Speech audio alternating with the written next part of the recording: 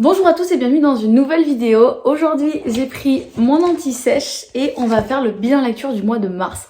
Mais on va commencer sans tarder parce que regardez le nombre de livres que j'ai lus au cours de ce mois de mars.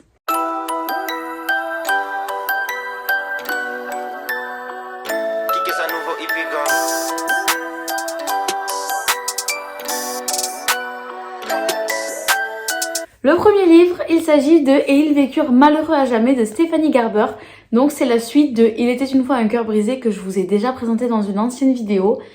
C'est le deuxième tome de la trilogie, donc 3 tomes pour cette histoire. Et le tome 2, je l'ai un petit peu moins bien aimé que le premier. Quand dans le tome 1, on suit vraiment toutes les histoires de malédiction, d'histoires d'amour, etc. Je veux pas trop vous en dire parce que c'est vraiment un univers assez particulier. Dans le tome 2, on a toujours bien évidemment ces histoires d'amour et de malédiction, mais je trouve que c'est un peu plus tiré par les cheveux, un peu plus, comment dirais-je, axé sur des combats, sur des batailles. Et il y a beaucoup, par contre, quelque chose que j'ai trouvé dans ce livre, c'est qu'il y a beaucoup d'histoires de combats de soi, de dépassement de soi, et ça c'est quelque chose qu'on voit très très peu.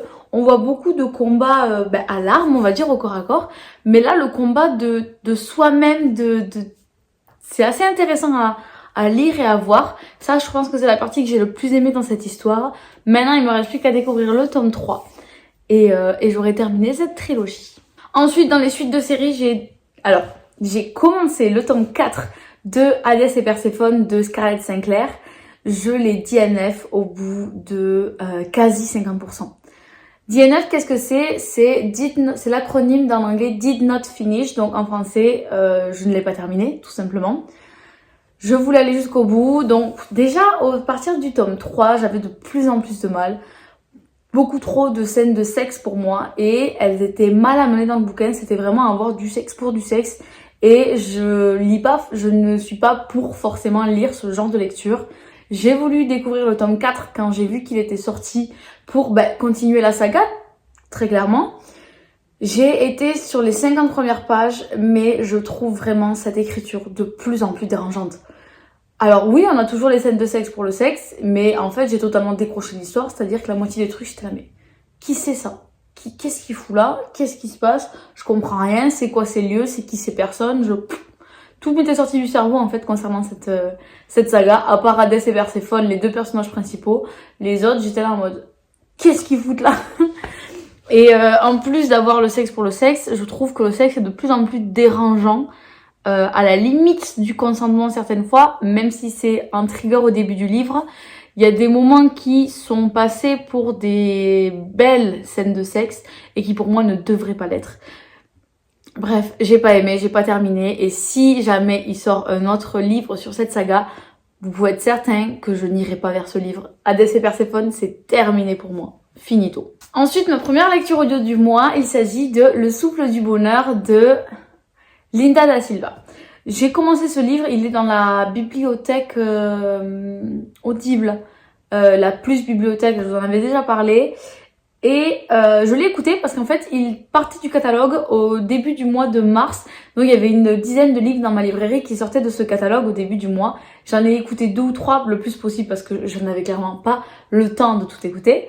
Et donc celui-ci m'intéressait tout particulièrement. Je l'ai commencé et je me suis dit, en fait, c'est un remake d'un Virginie Grimaldi. Parce que soyons clairs, début du livre, on a les profils de quelques personnes, 5-6 personnes. Et l'histoire, ça va être qu'ils vont aller faire un road trip en Norvège, en camping-car, pour aller voir les aurores boréales. Et là, je me suis dit, c'est du déjà vu. C'est Il est grand temps de rallumer les étoiles de Virginie Grimaldi. Et en fait, il y a un des personnages qui va faire un clin d'œil à ce livre. Et je pense que l'une s'est inspirée de l'autre. Donc Linda da Silva se serait inspirée, selon moi, de Virginie Grimaldi, tout en le faisant savoir dans le roman, en mettant un clin d'œil du coup à cette autrice et à son livre, ce que j'ai trouvé assez sympa. Et là où le début, j'étais un peu en mode, non, en fait au fur et à mesure du bouquin, je me suis attachée au personnage, je me suis attachée à l'histoire, etc. Et au final, j'ai vraiment bien apprécié cette lecture, parce que ce qui s'y passe et le dénouement n'est pas vraiment comme dans le livre de Virginie Grimaldi, et c'est ça que j'ai apprécié. Donc du coup, je vous ai mis le contexte, mais ce que je vous ai pas dit, donc c'est assez évident quand on lit ce genre de livre, c'est qu'en fait, toutes les personnes qui vont participer au road trip ont une sorte de tare, ont un petit souci dans leur vie ou quoi. Et ce road trip va les aider à y voir plus clair et oui ou non régler ce souci. Et j'ai vraiment adoré, franchement, je vous le disais tout à l'heure, mais il y a des personnages très très attachants dans cette histoire. Je ne regrette absolument pas de l'avoir écouté. Je sais que j'ai déjà écouté un livre de cette autrice, je ne me rappelle absolument pas lequel. Et il y avait un autre livre dans la sélection qui est parti donc du catalogue que je n'écouterai pas tout de suite. Mais franchement, si vous voulez des feel good qui sont très très bien, qui vous permettent de déconnecter et de pas se prendre la tête, allez vers du Linda da Silva. J'aime beaucoup cette autrice pour ce genre de lecture. Ensuite, sur un tout autre registre, j'ai lu Layla de Colleen Hoover. Ceux qui l'ont lu savent de quoi je parle. Déjà, Colleen Hoover, ça faisait très longtemps que j'avais pas ouvert un roman d'elle. Et je suis tombée sur Layla. Alors, je dis je suis tombée parce que je pense que vous ne le savez pas. Mais tous les mois, je tire au sort quelques-unes de mes lectures. Et après, si par exemple, on va dire, je tire au sort 5 lectures. Et une fois que j'ai terminé les 5, s'il y en a une 6e que j'ai pas fini le mois, ben, je vais tirer au sort dans ma bibliothèque. Et donc en fait, je tombe un peu par hasard sur les livres que je lis et c'est pas forcément moi qui les choisis. Après, c'est quand même moi qui les choisis puisqu'ils sont dans ma bibliothèque et ils sont dans mes lectures, quoi, dans ma pile à lire. Mais c'est pas moi qui choisis. Ce mois-ci, je vais lire tel livre. C'est le hasard, on va dire. Donc, je suis tombée sur du Colleen Hoover, très très contente parce que j'adore ce qu'elle fait. Et Layla, j'en avais entendu parler sans en lire le résumé. Parce que moi, je ne lis jamais les résumés des bouquins qui sont dans ma pile à lire. Ils y sont, c'est tout. Ils y sont, je lis. Cette histoire est aussi incroyable que dérangeante. Je m'explique. Layla, qu'est-ce que c'est? C'est au début du livre deux jeunes gens qui se rencontrent à un mariage. Donc Layla et j'ai plus le nom du monsieur. Bref, ils vont vivre une idylle, une histoire d'amour incroyable. Et à quelques semaines, mois, je sais plus, de leur idylle, il va y avoir un accident. L'ex de lui va les retrouver, est très très jalouse et va tirer sur Layla. Donc, l'accident est très grave, je crois qu'elle reste quelque temps dans le coma. Et quand elle se réveille, Layla devient une toute autre personne, ce qu'on peut entièrement comprendre quand on vit ce genre de traumatisme. Donc, pour essayer de lui redonner goût à la vie, son compagnon va l'emmener dans l'hôtel où ils se sont rencontrés, en gros, si vous voulez, où ils ont commencé leur histoire d'amour, là où se déroulait le mariage, où ils se sont rencontrés. Et en fait, il s'avère que cet hôtel a été vendu est en vente et que maintenant on peut l'acheter et le louer seul. Donc eux deux, ils louent cet hôtel et ils vont y être absolument seuls du début à la fin. Seuls ou peut-être pas. Parce que il s'avère qu'il y a une entité dans cet hôtel qui cherche à rentrer en communication avec lui. Et là va s'en suivre toute une histoire un peu paranormale avec des entités, pas forcément, ils appellent pas ça des fantômes, mais en gros une entité, voilà, dans l'espace, etc. Je vous en dis pas plus, mais c'est incroyable. Franchement, aller chercher une histoire comme ça, je trouve ça dingo. Le dénouement, je m'y attendais pas du tout. J'ai trouvé ça dingue, je me répète. Mais foncez, foncez, foncez. Ça n'a pas été un coup de cœur. Il y a quelques moments où j'étais là en mode... pas ouf. Pas ouf, pas ouf. Mais j'ai adoré cette lecture. Et franchement, j'avais très peu eu de lecture comme ça jusqu'à présent dans ma vie. Donc, allez-y. Lecture suivante, on est sur mon coup de cœur absolu du mois. Et il s'agit d'une bande dessinée. Ça faisait extrêmement longtemps que j'avais pas eu de coup de cœur sur une bande dessinée. Et là, c'est une bande dessinée que j'avais entendu parler un peu par-ci par-là sur les réseaux littéraires. Et je l'ai trouvée à la médiathèque. Donc j'ai dit, bingo, je la prends, je la découvre.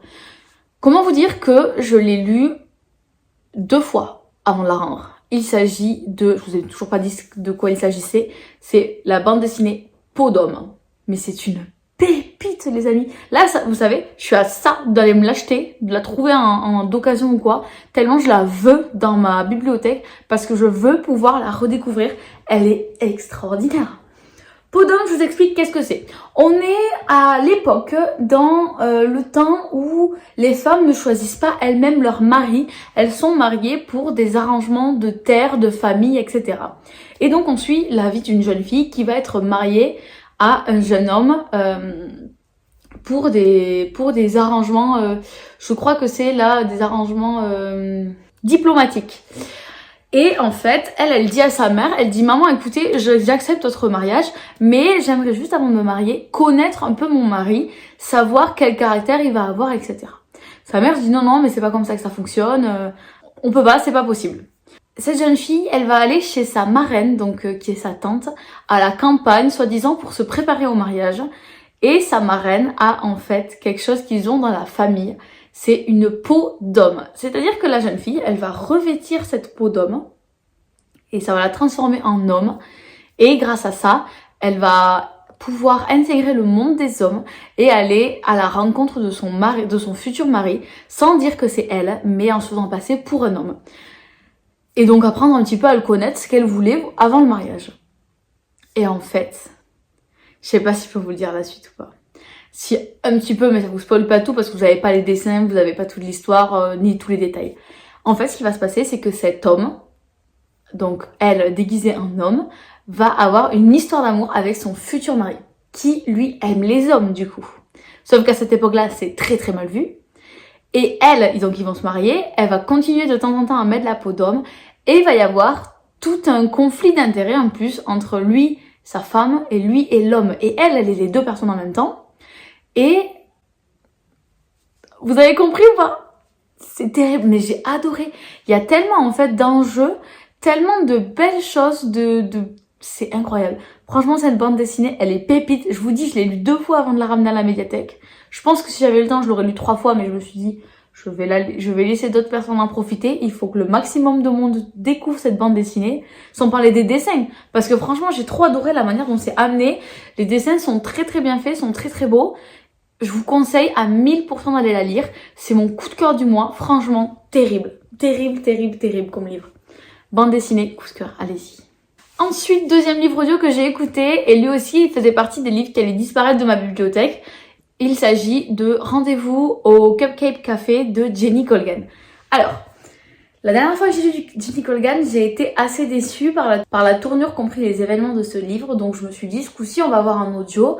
Je risque d'accrocher un peu plus, etc. Ou au pire, le temps passera plus vite si je l'écoute en audio que si je le lis en papier ou sur la liseuse. J'ai adoré. J'ai trop kiffé ce livre. Franchement, j'ai retrouvé le Jenny Colgan que j'aimais des débuts de ce que je lisais d'elle, avec notamment La petite boulangerie du bout du monde ou La charmante librairie des jours heureux. Et là, j'ai retrouvé un peu cet esprit-là que j'avais pas forcément retrouvé dans La confiserie de Rosie. Donc, j'ai adoré ce livre audio. L'histoire, qu'est-ce que c'est?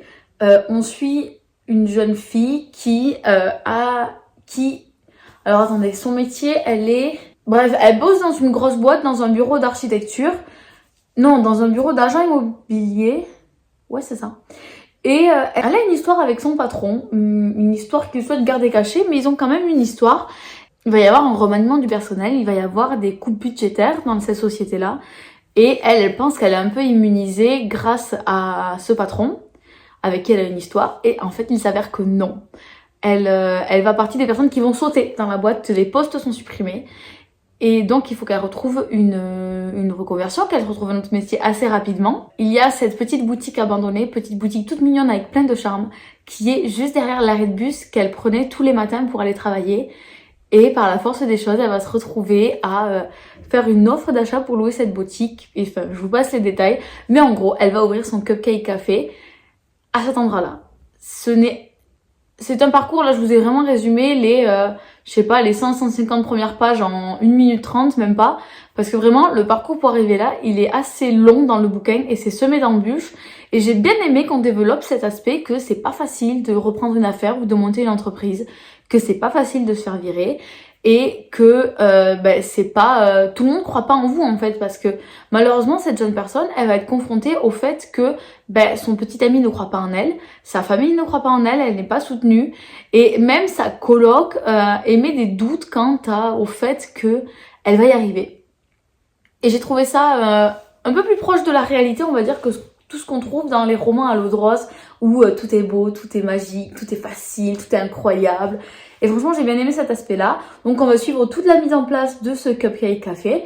Et on va suivre également la suite quand ce Cupcake Café est ouvert. Et j'ai vraiment bien aimé cette histoire. Je sais qu'il y a un top 2 que très certainement j'écouterai un jour ou l'autre parce que je vous dis, J'ai adoré cet esprit-là, j'ai adoré tout ce qui s'est passé. Le livre est plein de rebondissements, on ne repose jamais sur nos lauriers, il y a toujours plein de choses qui s'y passent et ça c'est top. Je recommande vraiment cette lecture de Jenny Colgan et oui, je lirai le 2e tome. Ensuite, j'ai commencé une saga, j'ai commencé la saga, tenez-vous bien, de Lucinda Riley, Les 7 sœurs. Elle est dans ma pile à lire depuis une éternité et je suis enfin tombée sur un de ces tomes dans mon petit tirage au sort du mois. J'ai donc lu Les 7 sœurs, tome 1. Les 7 sœurs, qu'est-ce que c'est? C'est une saga je crois qu'il y a 8 livres où en fait 7 sœurs, enfin 6, vous comprendrez plus tard, enfin même moi j'ai toujours pas compris. 6 sœurs sont adoptées par un richissime homme qui habite en Suisse. Elles sont suisses, je crois, oui. Et donc au début du premier livre, cet homme va décéder.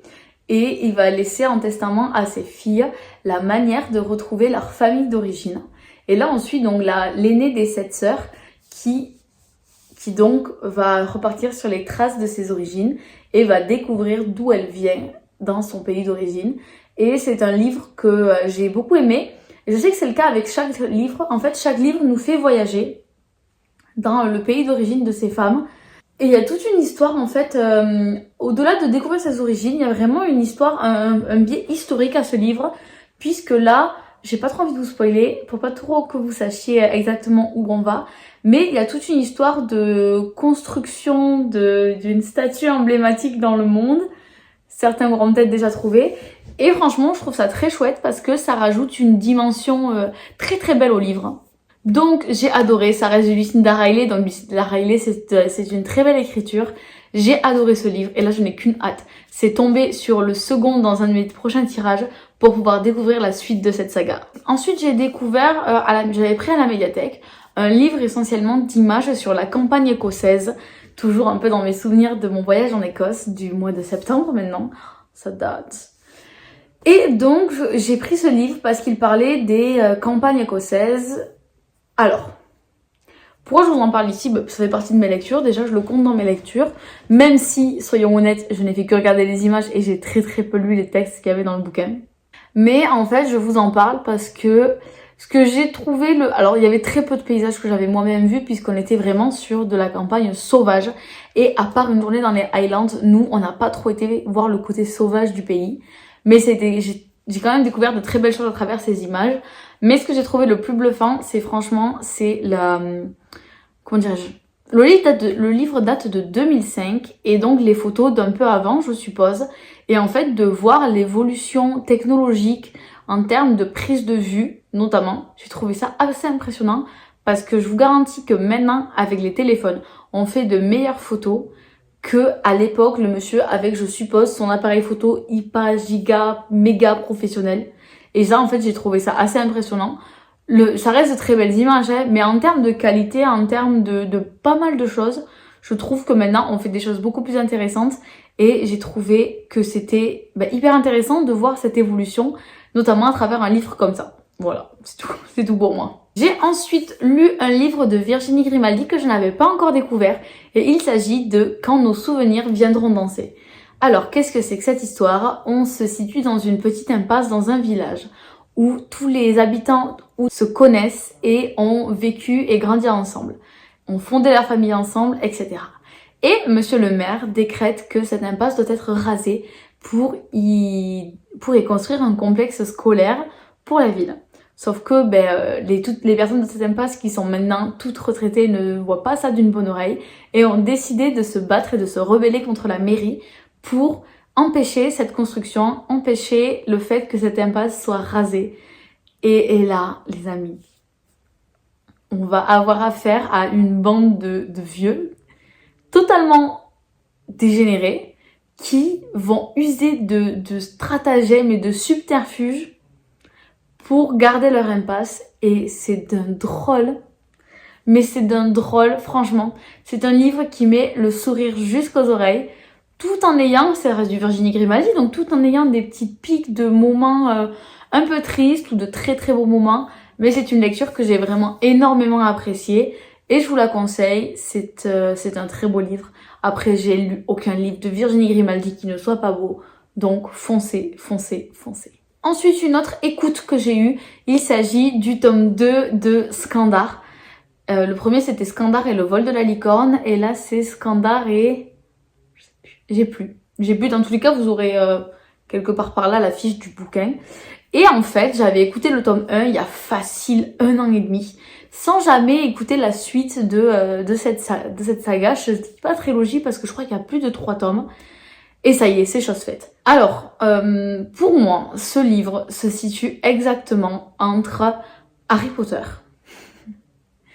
et Fourth Wings. Je vous explique.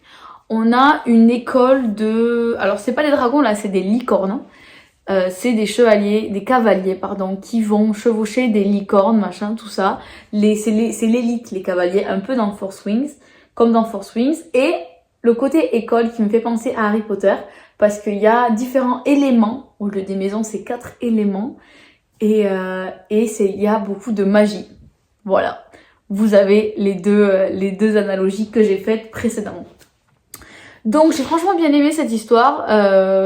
C'est un tome 2, donc je peux pas trop vous raconter ce qui s'y passe, surtout si vous n'avez pas lu le tome 1, mais je situerai cette lecture plutôt pour du young adulte. Ça peut très très bien se lire en young adulte, même si je l'ai énormément apprécié en tant qu'adulte.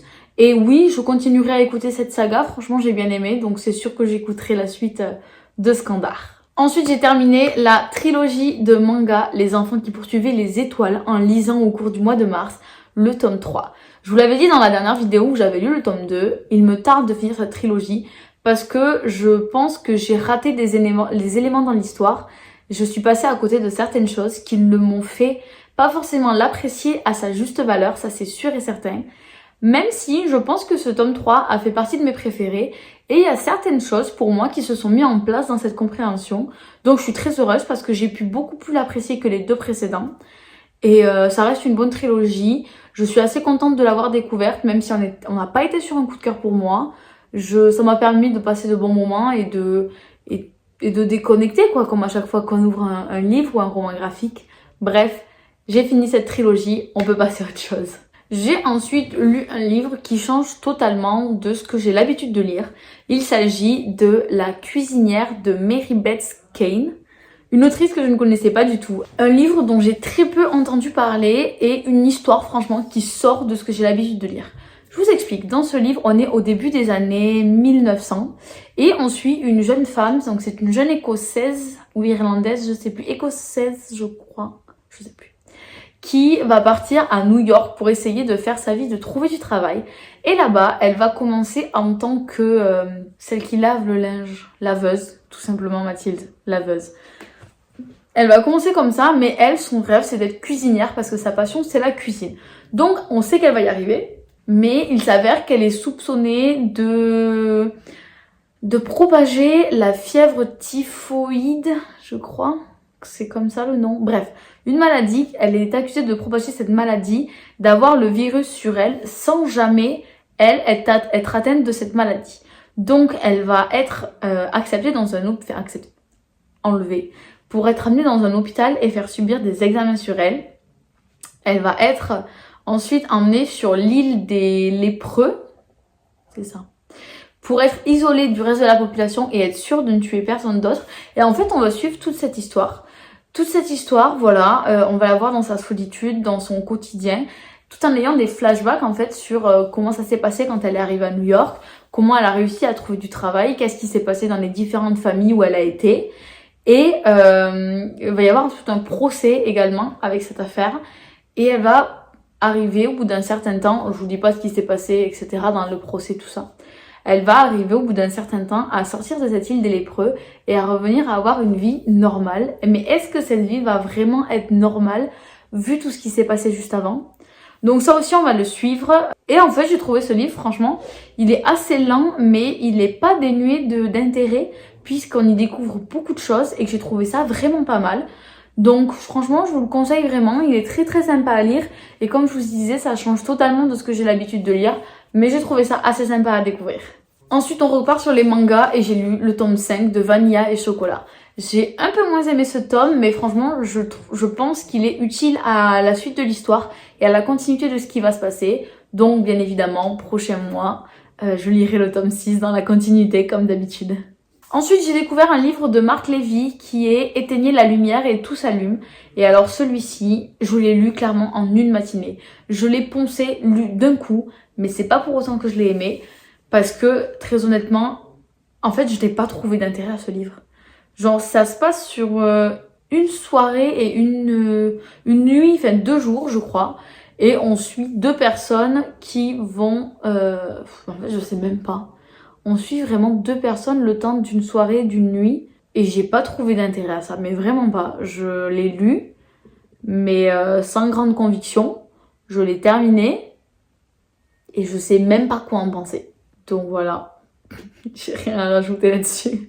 Ensuite, en bande dessinée, j'ai lu le tome 3 de La Guerre des Lulu. Si vous avez vu la vidéo bilan lecture du mois de février, vous avez vu qu'au mois de février, j'ai lu le tome 4, que j'ai zappé le tome 3, donc je l'ai emprunté à la médiathèque pour pouvoir le lire ce mois-ci. Donc j'ai fait 1, 2, 4, 3, et là je ferai 5. C'est un peu atypique comme sens de lecture, mais j'ai pas fait exprès. Et je pense que j'aurais pu continuer sans lire ce tome 3, mais je tenais absolument à le lire.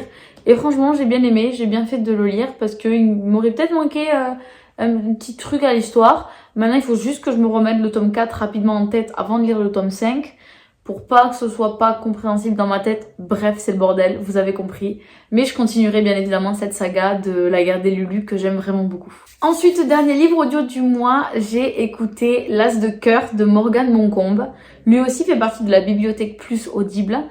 Et il s'agit de Lévi et Rose qui... On est dans le monde là du poker.